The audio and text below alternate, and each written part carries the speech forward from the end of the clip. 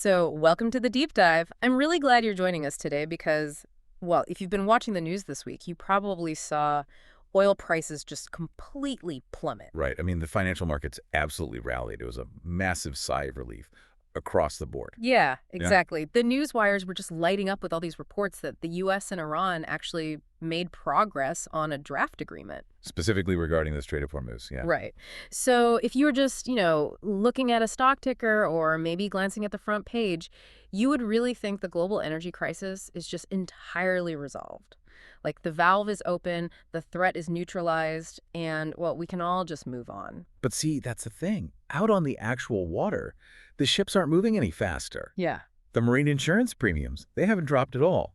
The physical reality of global logistics is telling just a profoundly different story than what the financial markets are saying. Which is fascinating. It is. I mean, the markets are basically confusing the political reopening of a waterway with the actual physical reconnection of a global supply chain. And that distinction is exactly the core of our deep dive today. We are basically taking a magnifying glass to week 21 of 2026, looking at these detailed intelligence and weekly logistics reports to understand this massive hidden friction that's just grinding away at the global economy. Yeah, and to really understand that friction, we have to draw a hard line between two totally different systems, what we can call the financial operating system and the logistics operating system. Okay, lay that out for us. Well, they process information at completely different speeds. Yeah. So the financial OS, that's your equities, commodity futures, algorithmic trading desks, that system operates on sentiment. It runs on narratives and forward-looking risk clearing. Right, it's essentially instantaneous. Exactly. When a diplomatic draft agreement is announced, this high-speed layer instantly prices in the removal of catastrophic tail risk. It immediately acts like trade is already flowing again. But hold on, I mean, institutional investors and these highly complex algorithmic models, they aren't naive, right? They track satellite data of ship movement. Oh, absolutely. They track everything. Right, so they know physical oil doesn't just teleport from the Middle East to Europe. So why would the financial OS so drastically misprice the actual timeline of this reconnection? Because financial models prioritize risk resolution over logistical execution. Oh, interesting. Yeah. The market sees that a total regional war has been averted, right? So it just removes that doomsday premium from the price of a barrel of oil. But it largely ignores the grueling, bureaucratic, physical friction of actually restarting a stalled supply chain. Because that falls on the logistics OS. Exactly. And the logistics OS is remarkably slow. We're talking about physical ships, renegotiating broken liquefied natural gas contracts, trying to clear port backlogs. Which take weeks. Or months. And on top of that, you have to secure heavily contested marine insurance just to move. You can't just flip a switch and make all of that happen instantly. It's like a city announcing they've finally repaired a catastrophic water main break downtown. The financial markets are basically the politicians holding a press conference, cheering because the valve has technically been turned back on. Right. The crisis is declared over on paper. Exactly. But the logistics OS is the actual physical water. It takes time to travel through miles of massive empty pipes. The pressure has to build up gradually. And crucially, you still have to wait to see if the weakened pipes are going to burst again under that new pressure. That's a great way to look at it. Yeah, I mean, just because the valve is open doesn't mean water is actually coming out of your faucet right away. And that structural delay brings up this really crucial concept from the intelligence reports, which is the state of being open but not flowing. Open but not flowing. Yeah. And there's a paradox here, which is that a total blockade of a strait is actually a much simpler crisis to manage than a partial reopening. Wait, really? How is a closed strait easier to manage? I mean, a total blockade sounds like the ultimate worst-case scenario. Well, in terms of sheer volume and global impact, a blockade is terrible. Yeah. But logistically speaking, it's binary. Meaning it's just a yes or no. Right. The route is closed. Mhm. So shipping companies just adapt. They find alternative routes, like sending everything around the Cape of Good Hope, for instance. Oh, I see. You calculate the extra bunker fuel, you add 14 to 20 days to the transit time, and you just move on. The risk is basically zero because you are entirely out of the conflict zone. The parameters are fixed. Everyone knows the new rules. Yes, but a partially reopened strait, that is an absolute nightmare of variables. A diplomatic agreement might technically allow transit, but now you have selective targeting. Right. Certain flags might be allowed through safely, while others are still actively targeted by regional proxies. You have military escorts required for some vessels, but maybe not for others. And I imagine the insurance underwriters in London don't simply take a politician's word that a route is suddenly safe. Oh, they absolutely do not. When a strait is in this gray zone of open but not flowing, underwriters have to assess risk on a vessel-by-vessel basis. Wow, every single ship. Every single one. They look at the nationality of the crew, they look at the ultimate beneficial owner of the cargo, they even evaluate whether the specific military escorts assigned to that convoy are actually capable of intercepting a drone swarm. That sounds incredibly tedious. It is. Yeah. And as a result, the insurance premiums, they don't just drop back to pre-crisis levels, they remain astronomical. Yeah. We're talking sometimes 2 to 3% of the hull's total value for a single transit. Just to pass through one time. Exactly. So the route technically exists on a map, right, just to satisfy the political narrative, but the actual costs and the bureaucratic hurdles make transit economically unviable for a lot of carriers. So we have this massive velocity mismatch. The financial markets are out there celebrating a resolution, but the physical goods are literally still trapped behind a wall of insurance liabilities and logistical friction. Right. But that makes me wonder, if the physical supply chains are still severely compromised, how is the global economy actually surviving right now? Like, why aren't we seeing immediate catastrophic shortages on the shelves? Because the entire nature of the crisis has shifted. Yeah. It's no longer a question of do we have supply right now? It has become a question of how long can we hold out? Ah, okay. The International Energy Agency actually issued a really stark warning regarding week 21.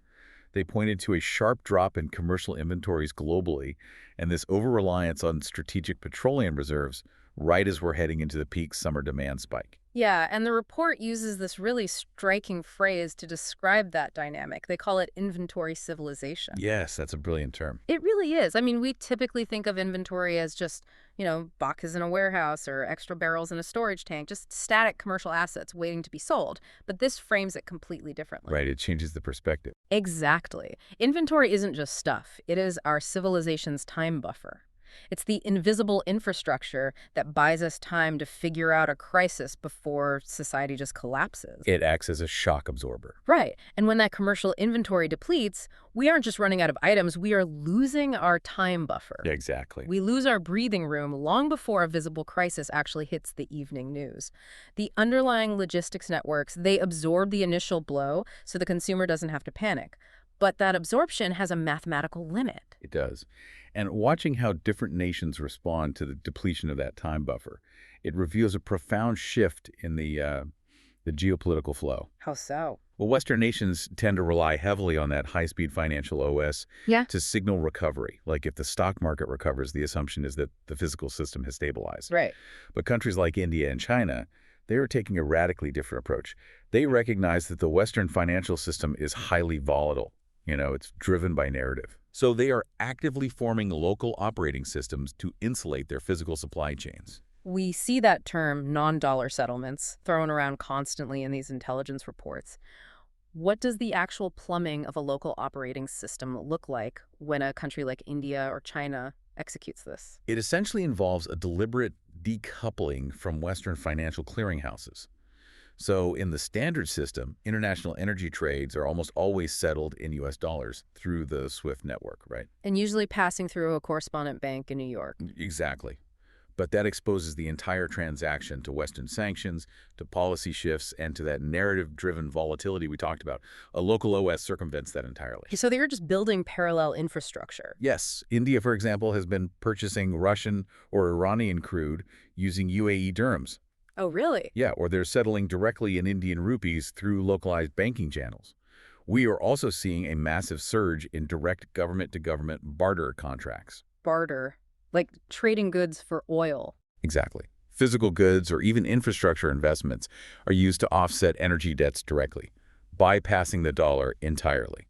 That's huge. And, the intelligence reports specifically highlight China's position in week 21 as being incredibly unique here. They do. They are maintaining a very, very low political profile regarding the Middle East, yet they remain arguably the most logistically connected player on the board right now. Well, China's strategy is entirely focused on absorbing physical flows while the West trades financial narratives. That's a great way to put it. They aren't making loud, declarative statements about securing the Strait of Hormuz. Instead, they're quietly utilizing a massive shadow fleet of tankers. And those tankers don't rely on Western insurance, right? Exactly. They do not rely on Western protection and indemnity insurance clubs at all. This allows them to just continue absorbing Iranian crude, regardless of those insurance bottlenecks we discussed earlier. So they're essentially building an inventory civilization on steroids. Basically, yes. Because they aren't just stockpiling oil. The reports note they are aggressively stockpiling advanced semiconductors, and they're expanding domestic AI infrastructure. They are buffering against future technological embargoes just as heavily as they buffer against energy shocks. Right. They operate as this silent, stabilizing anchor within a highly volatile global logistics map. But, while the macro-level maneuvering of these global superpowers is critical, the true impact of this structural friction is felt at the micro level. Like, how does this asynchronization actually bleed into, say, a local neighborhood? Yeah, that's where the rubber meets the road. Right. And the intelligence report uses Japan as a prime case study for this, and it introduces this concept of the living membrane, because regular people rarely experience these massive geopolitical shifts as sudden cinematic explosions in their daily lives. No, they don't. They experience them through a process the report calls silent erosion. Silent erosion. That terminology perfectly captures the insidious nature of logistical lag. It really does, because it's not just about noticing the price of gasoline at the pump or, kerosene for winter heaters going up by a few yen. That is visible inflation. People understand that. Right. Silent erosion is far more structural. It is, say, a small manufacturing plant in Osaka that fabricates specialized parts for the automotive industry. Suddenly, the owner finds out the specific industrial lubricants they need are delayed by 6 weeks. And why are they delayed? Because the container ship carrying the chemical precursors was denied transit through a partially open strait due to insurance liabilities. Exactly. The factory doesn't blow up. Yeah. It just stops moving. Yes. Or look at local food distribution up in Hokkaido. The agricultural sector gets squeezed because distributors are paying a 15% premium for diesel due to supply constraints. Which is a huge hit. Massive. But consumer price resistance is so high that the small and medium enterprise, the SME, they can't just pass that cost on to the buyer without completely destroying demand. So the business owner absorbs the costs. Their profit margins simply vanish over a single quarter. And this creates a profound psychological disconnect for people. It really does. I mean, think about it. If you are that small business owner or just a consumer going to the grocery store, you turn on the news and you see the Nikkei hitting record highs. You hear the financial experts declaring the geopolitical crisis is over. Right, the ticker is green. Yeah, but your local reality feels heavy, expensive, and inexplicably slow. Society begins to feel this vague, collective sense of exhaustion. Local businesses quietly delay crucial equipment updates. Families skip repairs on their cars or their homes. This disconnect is driven by a phenomenon called delayed contact. Delayed contact. Yeah. The pressure of the initial geopolitical crisis never actually vanished. It merely migrated. So where did it go? Well, it moved from the diplomatic layer, the headlines about the Strait down into the marine insurance layer, and from there, it compressed the commercial inventory layer. Finally, weeks or months later, it seeps into the living membrane. It reaches your neighborhood. So it trickles down, but as friction rather than wealth. That's a perfect way to phrase it, yeah. The financial world declares victory, takes its profits, and goes home, leaving the physical world to clean up an incredibly complex, expensive mess. And while that cleanup happens, the costs are just relentlessly passed down the supply chain until they land squarely on the local repair shop or the grocery store aisle. And the risk here is that the Western financial OS operates on the dangerous assumption that when prices stabilize on the trading floor, the systemic recovery is complete. But it's not. Not at all.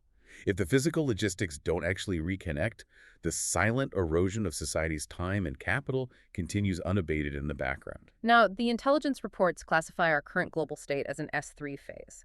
In the context of system dynamics, what exactly does that mean?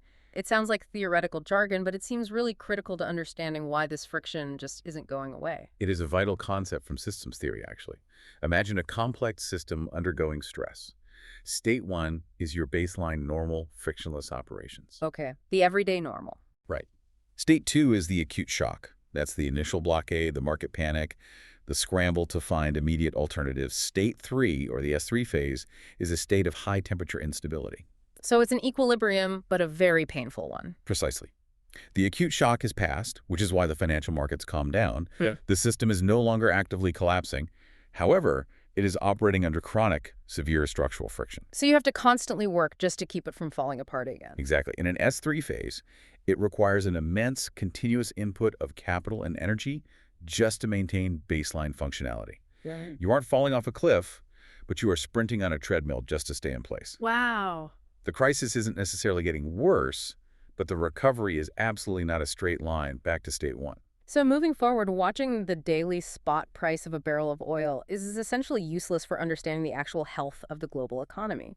It is entirely the wrong metric. Yeah. The only metric that matters in an S3 phase is reconnectability. Reconnectability. Yeah. Can the shipping conglomerates, the maritime insurance underwriters, and the local logistics providers actually establish a reliable, predictable flow of goods again? Right, because we aren't looking for a theoretical route drawn on a map by a diplomat somewhere. Exactly. We're looking for an actual dependable connection that functions without requiring emergency intervention or, massive premium risk capital.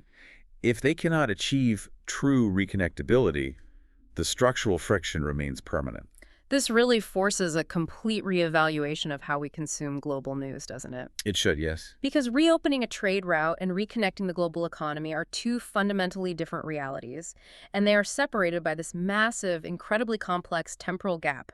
The valve is open, but the water is still miles away from the faucet. And right now, our everyday lives, our local economies, our living membranes, they exist entirely inside that gap. And that gap is defined by absolute asynchronization. The fast-moving financial world firmly believes the problem is solved, while the slow-moving physical world is still struggling just to put the pieces back on the board. It's so true. I mean, we naturally want our problems to resemble a broken bone on an X-ray. A clean break. The doctor points to it, applies a cast, and declares it fixed. We crave the headline that says, peace treaty signed, oil drops, crisis over, because it's psychologically comforting. It is, but global logistics and energy systems do not operate like a clean break. Yeah. They are structural. They're defined by phase mismatches, invisible buffers, and just compounding friction. Absolutely. And, I want to leave you with a final thought to mull over the next time you see a headline celebrating the sudden end of a geopolitical standoff. Yeah. Our entire modern existence, the way we eat, the way we build, the way we heat our homes, it relies almost entirely on the invisible time buffer of global inventories. To absorb the shock. Exactly, to absorb the shock of these crises before they ever reach us. So if our supply chains remain in this state of high-friction asynchronization, what happens to our collective psychological resilience when that civilizational buffer permanently disappears? That is the real question. What happens to our social patience when every distant global hiccup, every delayed cargo ship, every renegotiated insurance contract is instantly and painfully felt at our local grocery stores? Are we prepared, socially and economically, to live in a world with absolutely zero logistical breathing room? A world where the pipes are always empty the very second the valve is touched. Think about that the next time the market cheers.